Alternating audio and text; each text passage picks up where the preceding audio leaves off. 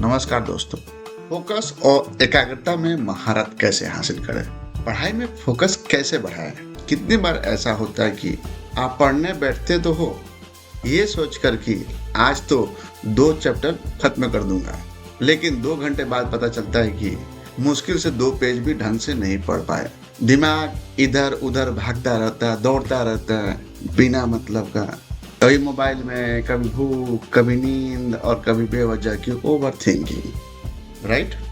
हम सब चाहते हैं कि हमारा फोकस अर्जुन की तरह चिड़िया की आंख पर हो, लेकिन असलियत में हमारा फोकस उस चिड़िया की तरह उड़ता रहता है। आज की इस वीडियो में हम फोकस पर कोई हवाई बात नहीं करेंगे। आज मैं आपको एक पूरा प्रैक्टिकल गाइड देने वाला हूँ, जिसमें आपके कमरे के रंग से लेकर आपके खाने पीने और बैठने के तरीके तक हर वो चीज शामिल है जो आपके फोकस को बनाती है या बिगाड़ती है। वो सभी आज हम जानेंगे। अगर आपने ये वीडियो अंत तक देख ली और ये रूल्स फॉलो कर लिया तो मैं गारंटी देता हूँ आपका कंसंट्रेशन लेवल 10 गुना बढ़ जाएगा। तो चलिए शुरू करते हैं। फोकस का असली खेल क्या है, पढ़ाई का सही माहौल कैसे बनाएं। पढ़ाई करने के लिए सही माहौल बहुत जरूरी है।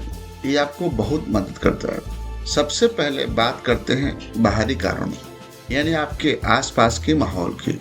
क्योंकि अगर माहौल खराब है तो आप चाहे कितने भी कोशिश कर ले, फोकस नहीं बनेगा। कुछ लोग उदाहरण देते हैं कि लाख शोरगुल उसमें पढ़ाई हो जाएगा, पर हमारी उतनी फोकस एकाग्रता नहीं है। आज के डेट में लाख बाधाओं के बीच में हम आगे बढ़ सकते हैं, पढ़ सकते हैं, पर वैसा फोकस होना चाहिए। जब फोकस ही नहीं तो पढ़ तो नहीं सकते हैं। तो पहले फोकस बढ़ाने के लिए माहौल बनाना जरूरी है। अब माहौल बनाने के क्या तरीके, सही जगह का चुनाव। स्टूडेंट सबसे पहले गलती ये करता है कि वो कहीं भी पढ़ने बैठ जाता है। आपका एक फिक्स्ड स्टडी रूम या जगह होना चाहिए। कोशिश करें कि आपके पास एक अलग स्टडी रूम हो तो ज़्यादा बेटर, या नहीं है तो कम से कम कमरे का एक कोना पढ़ाई के लिए तय कर लें, फिक्स जगह तय कर लें। और रंगों का प्रभाव, क्या आपको पता है कि दीवारों का रंग आपके दिमाग पर असर डालता है। अगर आपके स्टडी रूम का रंग सफ़ेद, हल्का पीला या हल्का नीला है तो ये सबसे अच्छा होता है। ये रंग शांति और ठंडक देते हैं, फोकस को बढ़ाता है।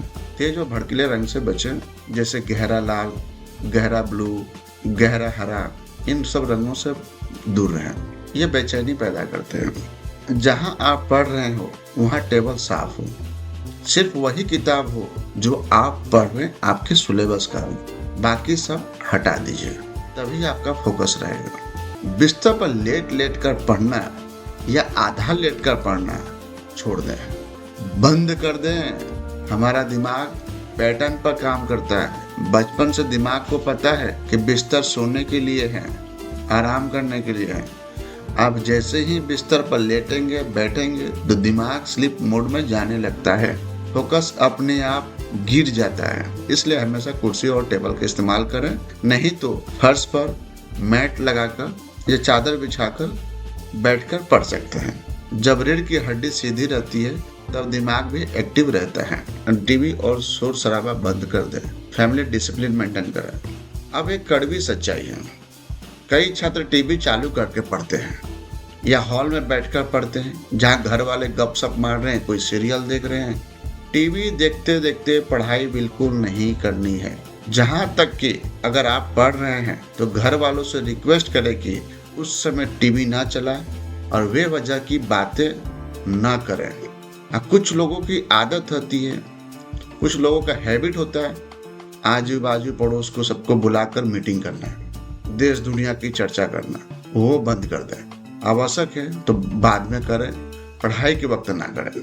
जब बैकग्राउंड में टीवी चलता है तो आपके दिमाग का एक हिस्सा लगातार उस आवाज को प्रोसेस करता रहता है। आपको लगता है कि आप पढ़ रहे हो, लेकिन जानकारी दिमाग में स्टोर नहीं हो रही जो आप पढ़ रहे हैं, क्योंकि दिमाग आपकी वो टीवी की आवाज को प्रोसेस कर रहा है। अगर शोर है, टीवी चल रहा है, उस पर आपका कंट्रोल नहीं है, तो लाइब्रेरी ज्वाइन कर ले या किसी फ्रेंड के घर चले जाए जहां पढ़ने की व्यवस्था सही हो, या फिर सुबह सुबह या रात का ऐसा समय चुने जब शोरगुल ना हो, टीवी ना चले। इससे आपका फोकस बढ़ेगा, पढ़ाई में मन लगेगा। माहौल सेट हो गया। अब आते हैं आपके शरीर पर। शरीर स्वस्थ है तो दिमाग स्वस्थ है। थका हुआ या बेचैन शरीर कभी भी फोकस नहीं कर सकता। खाना और पढ़ाई, यहाँ दो बड़ी गलतियां होती हैं। बहुत ज्यादा खाना खा लेना। जब आप ज्यादा खा लेते हैं तो सारा खून खाना पचाने के लिए पेट की तरफ चला जाता है, दिमाग को ऑक्सीजन कम मिलता है और नींद आने लगती है। इसलिए खाना खाने के तुरंत बाद ना पढ़ें और खाली पेट भी ना पढ़ें। अगर पेट में बहुत भूख लगी है तो दिमाग सिर्फ खाने के बारे में सोचेगा। तो खाना खाने के तुरंत बाद पढ़ने ना बैठे, कम से कम 45 मिनट का गैप दे। और अगर पढ़ते समय भूख लगे तो बेटर है कि हल्का स्नैक ले ले, नाश्ता कर ले, पर भारी भोजन ना करें। तो हल्का स्नैक लें, भारी भोजन नहीं करें। पढ़ने बैठने से पहले थोड़ा पानी जरूर पी लें। शरीर लगभग 75% पानी से बना है। जब शरीर में पानी की कमी होती है तो सबसे पहले कंसंट्रेशन खत्म हो जाता है। पढ़ते समय पास में पानी की बोतल रखें, थोड़ा थोड़ा करके पिए तो आपका फोकस बना रहेगा, नींद भी नहीं आएगी। शरीर की मुद्रा और बेवजह हरकतें ना करें। इस बात को ध्यान से सुनिए। कई लोग पढ़ते समय हाथ पैर हिलाते रहते हैं। मनोविज्ञान कहता है आपका शरीर शांत है तो दिमाग शांत रहेगा। अगर शरीर हिल रहा है तो दिमाग स्थिर नहीं रह पाएगा। पढ़ते समय खुद को मूर्ति बनाने की कोशिश करें। जितनी कम शारीरिक हरकतें होगी उतना आपका फोकस बढ़ेगा, उतना गहरा आपका फोकस होगा। फिटनेस और सुबह की दिनचर्या। जो लोग सुबह जल्दी उठते हैं उनका फोकस अपने आप ज्यादा होता है, क्योंकि सुबह डिस्ट्रैक्शन कम होता है और हवा ताजा होती है। और हाँ, रोज थोड़ी एक्सरसाइज जरूर करें, चाहे 15 मिनट का वॉकिंग क्यों ना हो। जब शरीर फिट रहता है तो दिमाग भी तेज चलता है। ध्यान और ओम का गुंजन। पढ़ाई शुरू करने से पहले 5 मिनट आंखें बंद करें, मेडिटेशन करें। अगर हो सके तो ओम या गायत्री मंत्र का जाप या गुंजन करें। ओम की वाइब्रेशन से फालतू विचार शांत हो जाते हैं और माइंड रिलैक्स होने लगता है, फोकस बढ़ने लगता है। अब करके देखो 1 मिनट, फिर मुझे बता। Brain dump. पढ़ने बैठते ही दिमाग कहता है दोस्तों को कॉल करना था, मम्मी ने वो काम बोला था। इसका इलाज है ब्रेन डंप। एक कागज ले लीजिए और जो भी विचार, टेंशन या काम दिमाग में चल रहा है उसे लिख दे। खुद से कह दे मैंने लिख दिया है, अब बाद में सोचूंगा इसके बारे में, अभी नहीं, बाद में करूंगा। अभी दिमाग हल्का होगा तभी पढ़ाई अंदर जाएगी।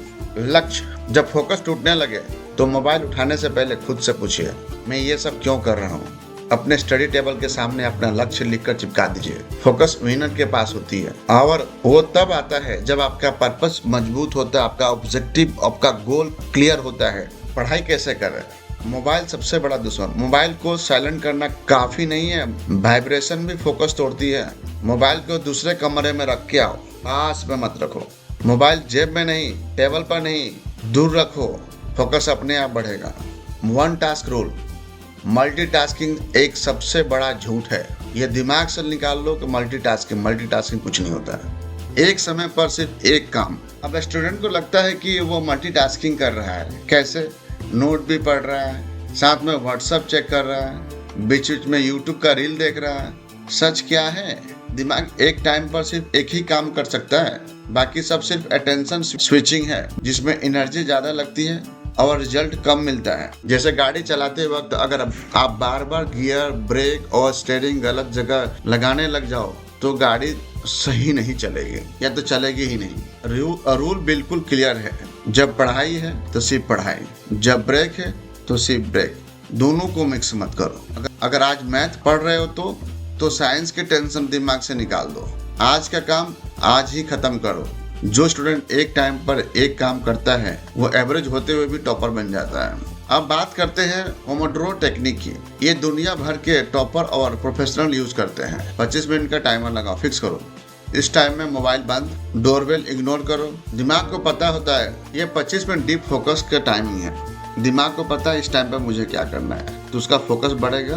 25 मिनट के बाद 5 मिनट का ब्रेक ले। मैं मोबाइल यूज ना करें, आंखें बंद करो, थोड़ा मेडिटेशन करो, थोड़ा स्ट्रेच करो बॉडी को, पानी पी लो, खिड़की से बाहर देख लो, फ्रेश हवा ले लो।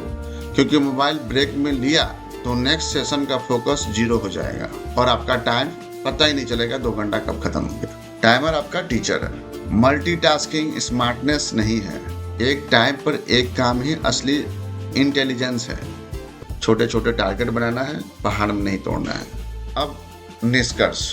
तो दोस्तों, ये थे वो प्रैक्टिकल रूल्स जो एक एवरेज स्टूडेंट को टॉपर बना सकता है। फोकस कोई जादू नहीं है, ये सही आदतों और सही माहौल का नतीजा है। सबसे पहले कौन सा रूल अपनाने वाले हो, कमेंट में लिख कर बताओ, मैं हर कमेंट पढ़ूंगा। अगर वीडियो काम की लगी हो तो दोस्तों के साथ जरूर शेयर करो, किसी का भविष्य बन सकता है। मिलते हैं अगली वीडियो में, तब तक के लिए पढ़ते रहो, आगे बढ़ते रहो। जय हिंद, धन्यवाद।